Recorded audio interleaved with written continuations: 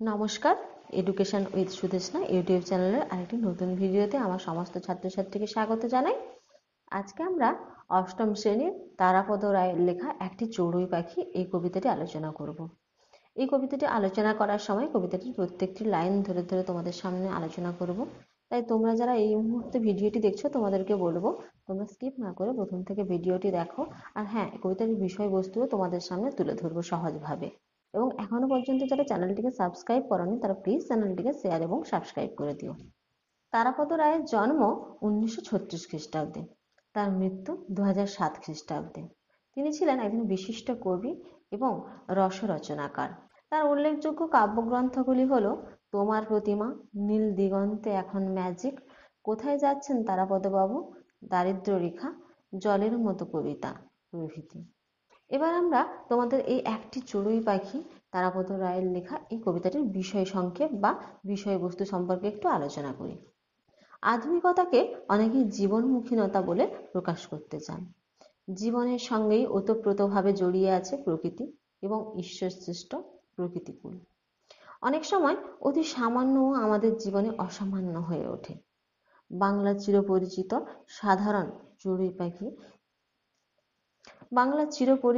সাধারণ চড়ুই পাখি কবির মনে গভীরে রেখাপাত করে। তার চাঞ্চল্য, অস্থিরতা, বুদ্ধিমত্তা আর চাতুর্য কবিকে বিচলিত করে তোলে।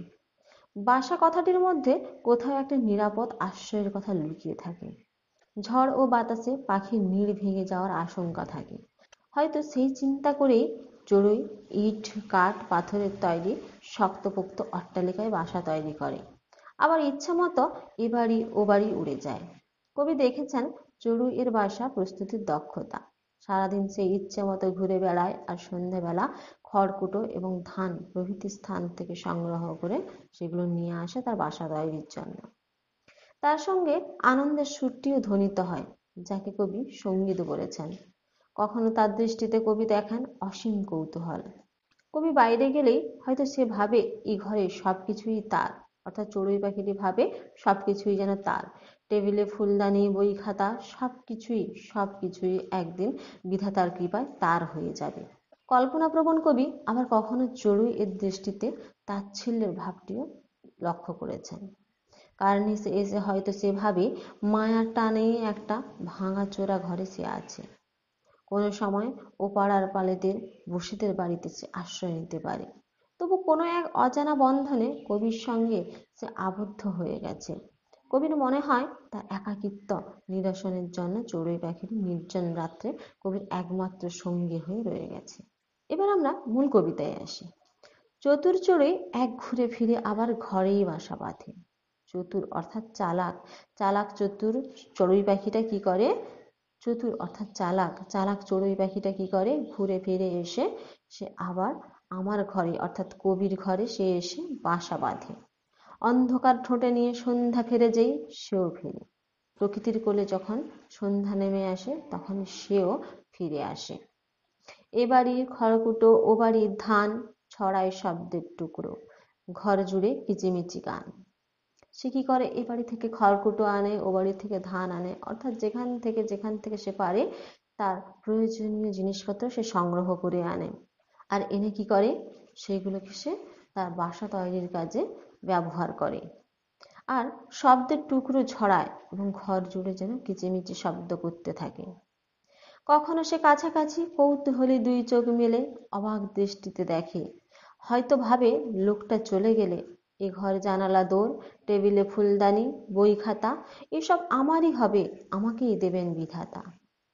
কখনো সে কাছাকাছি কৌতূহলী অর্থাৎ অবাক হয়ে দু চোখ মেলে কবির ঘরের দিকে তাকিয়ে থাকে অবাক দৃষ্টিতে। কেন তাকিয়ে থাকে?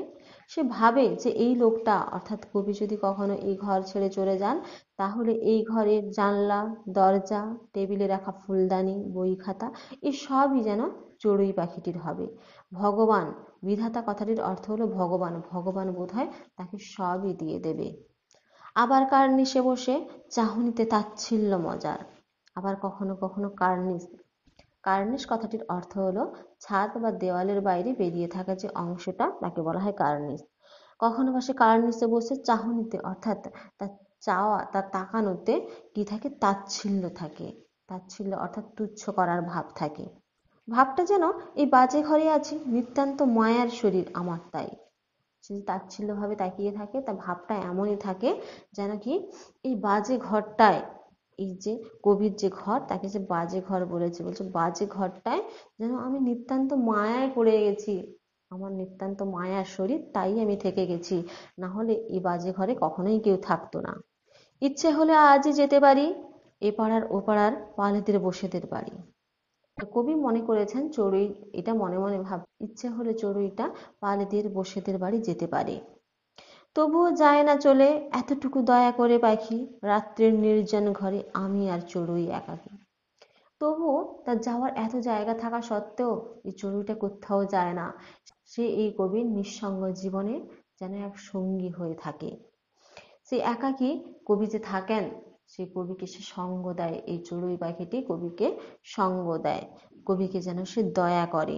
নির্জন মানে যেখানে কেউ থাকে না, জনমানব নেই, জনমানব শূন্য রাত্রে কবির ঘরে সে কবিকে সঙ্গ দিতে থাকে। আজকে এই পর্যন্ত। যদি তোমাদের ভালো লাগে তাহলে প্লিজ চ্যানেলটিকে শেয়ার এবং সাবস্ক্রাইব করে দিও।